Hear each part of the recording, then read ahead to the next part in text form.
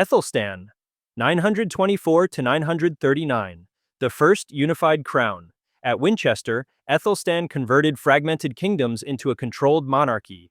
His bilingual charters in Latin and Old English bound clergy and nobility under one written command system, the first administrative code of an English state.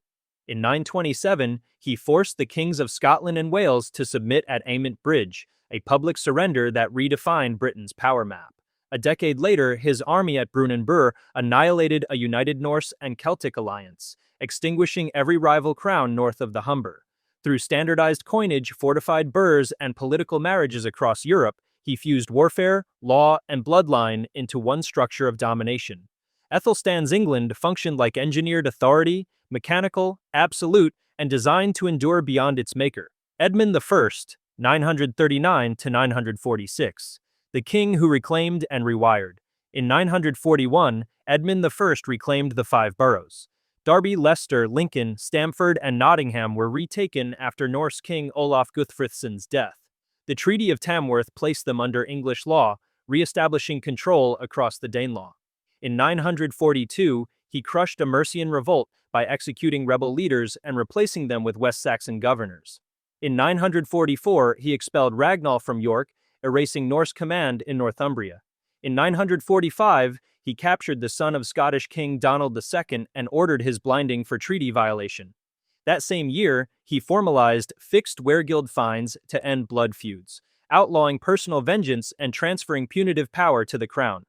Edmund's rule functioned like a compression chamber, forcing violence, loyalty, and justice to flow through state command. Edred, 946 to 955, the king who starved a kingdom. Edred launched a 9-year offensive to hold Northumbria under direct rule. In 947, Norse king Eric Bloodaxe seized York. Edred retaliated by burning Ripon and crippling the region's food stores, triggering mass desertions. In 948, he forced Wulfstan, Archbishop of York, into exile for conspiring with Viking forces. After 2 failed coups, Edred's army cornered Bloodaxe in 954. The king was assassinated by his own men near Stainmore. With Eric's death, Northumbria was permanently absorbed into the English crown. Edred ruled without ever being physically crowned in York, relying on forced oaths and economic blockade instead of regional appeasement. His reign dismantled the last Norse power base and proved that starvation could succeed where diplomacy failed. Edwig, 955 to 959, the king who triggered a religious power split.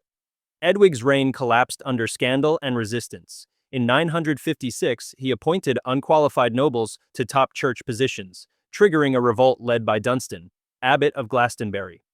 After Edwig seized church lands and dismissed monks, Dunstan fled into exile. The following year, Mercian and Northumbrian nobles broke from Edwig and crowned his brother Edgar as co-ruler in the north. England split into 2 operational kingdoms. Edwig responded by purging southern monasteries and rewarding political allies with confiscated church property. His marriage to Elfgifu was annulled by Archbishop Oda, citing incest, further weakening his legitimacy. Edwig's rule showed that royal authority without clerical support could fracture the state and turn religion into a weapon of rebellion. Edgar, 959 to 975, the king who engineered stability. Edgar inherited a divided realm and converted it into a regulated monarchy. In 959, he recalled Dunstan from exile and appointed him Archbishop of Canterbury to rebuild ecclesiastical order. By 960, Edgar had unified law codes across all English shires, integrating West Saxon, Mercian, and Danelaw jurisdictions under a single administrative charter. He commissioned a naval fleet along every major river, creating the first recorded coastal defense network against Scandinavian raids. In 973, his ceremonial coronation at Bath symbolized absolute unity. 8 subordinate kings, including those of Scotland and Wales, rowed his royal barge on the River Dee to affirm their submission. Edgar's policies of standardized law, monastic reform, and regional integration transformed England from conquest state to functional system. His governance turned monarchy into infrastructure. Ethelred II, 978 to 1013, the king who paid for peace. Ethelred's rule opened under the shadow of Edward the Martyr's murder, crippling his legitimacy. In 980, Viking fleets returned to English coasts for the first sustained raids in decades. By 991, after the Battle of Maldon, he authorized a payout of 10,000 pounds of silver to the Danes, the first Danegeld in English history. In 1002, he ordered the St. Brice's Day massacre, commanding the execution of all Danes in English towns, including nobles and traders under his protection. The act ignited new invasions. In 1006, Swine Forkbeard's forces burned southern England and demanded double tribute. By 1012, Æthelred had extracted over 48,000 pounds in payments, draining the treasury to buy temporary peace. His court's corruption, divided command, and reliance on ransom over resistance collapsed national defense. Æthelred's reign proved that money could delay conquest but not prevent it. Swine Forkbeard, 1013 to 1014, the first conqueror king. In 1013, Danish king Swine Forkbeard invaded England with a fleet drawn from Norway and Denmark. His campaign bypassed resistance by attacking trade ports and seizing London's grain supply, forcing the capital's surrender without siege. Wessex, Mercia, and Northumbria submitted one by one. Æthelred fled to Normandy, leaving Swine the first foreign monarch to hold total English control. He ruled from Gainsborough in Lincolnshire, using Danish jarls to collect tribute under military supervision. In February 1014, before his coronation, Swine died suddenly in his sleep. His death collapsed the Danish occupation within days, exposing how fragile conquest without integration was. England's first foreign regime ended as quickly as it began. Edmund II Ironside, 1016, the king who fought to the last field. Edmund Ironside inherited a collapsing realm and rebuilt resistance from fragments. In early 1016, while Cnut's armies overran Wessex and the Thames Valley, Edmund raised militias across London and the south. He won at Brentford and Shurston, forcing Cnut's retreat and briefly restoring control of the capital. In October, his forces met the Danes at Ascendun. Chroniclers describe the field as layered with betrayal after Edric Striona, Edmund's own ally, defected mid-battle. The English line broke and the slaughter ended the campaign. Cnut and Edmund met at Olney later that month, dividing the kingdom along the Thames. Edmund held Wessex but died weeks later, likely from wounds or assassination. His death dissolved the treaty and transferred all England to Danish rule.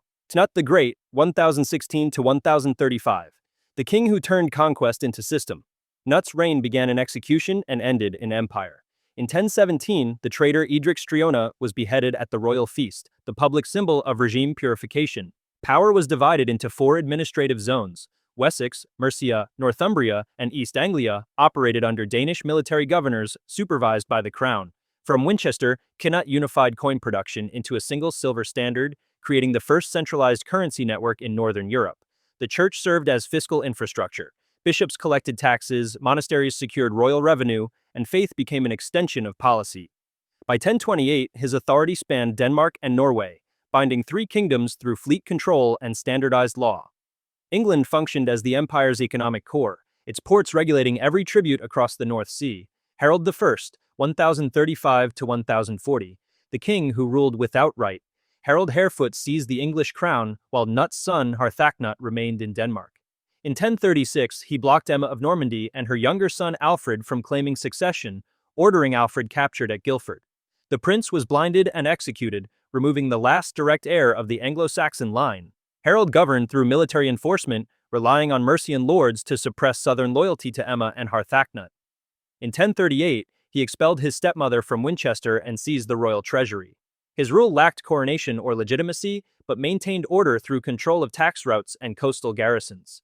Harold died suddenly in Oxford in 1040 before confrontation with Harthacnut could begin. Harthacnut, 1040 to 1042, the king who taxed the dead. Harthacnut arrived from Denmark in 1040 with a fleet of 60 warships and immediately reclaimed the crown his half-brother had occupied.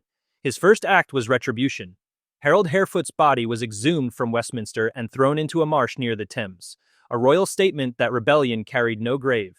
To fund his army's stay, Harthacnut imposed a naval tax of £21,000, doubling the levy Connaught once required. The burden triggered riots in Worcester and across the south, which were crushed with scorched earth punishment. In 1041, he ordered a joint monarchy arrangement with Edward, son of Æthelred, to stabilize succession. Chroniclers recorded him collapsing at a wedding feast in 1042, likely from seizure or alcohol poisoning. His 2-year rule demonstrated absolute fiscal control, but destroyed public loyalty. Edward the Confessor, 1042 to 1066. The king who rebuilt power with penance. Edward restored the House of Wessex after decades of Danish rule. Returning from Normandy in 1042, He reorganized governance around Norman clerks and foreign advisors, importing continental administration into the English court. In 1043, he confiscated his mother Emma's estates for suspected treason, showing that bloodline no longer guaranteed safety. To contain Earl Godwin's power, he redistributed lands to Norman allies, leading to Godwin's exile in 1051 and establishing direct royal control over Wessex. Construction of Westminster Abbey began in 1045 as both penance and statement of sovereignty. Edward's refusal to name an heir fractured succession. When he died in January 1066, Harold Godwinson, William of Normandy, and Harold Hardrada all claimed his crown. Harold II, 1066, the king who fell for a crown. Harold Godwinson ascended the throne hours after Edward the Confessor's death, claiming election by the Witan. His rule lasted 9 months and was defined entirely by invasion. In September 1066, he marched north to repel Harold Hardrada of Norway, defeating him at Stamford Bridge in one of England's bloodiest battles. Days later, William of Normandy landed on the southern coast. Harold forced a return march of nearly 200 miles in less than 2 weeks, arriving at Hastings exhausted but committed to open combat. On October 14th, his line broke under Norman cavalry. A final volley struck Harold in the face, killing him instantly. His death ended the House of Wessex and transferred England's sovereignty to foreign hands. William I, 1066 to 1087, the king who replaced the nation. William of Normandy claimed the English throne by conquest.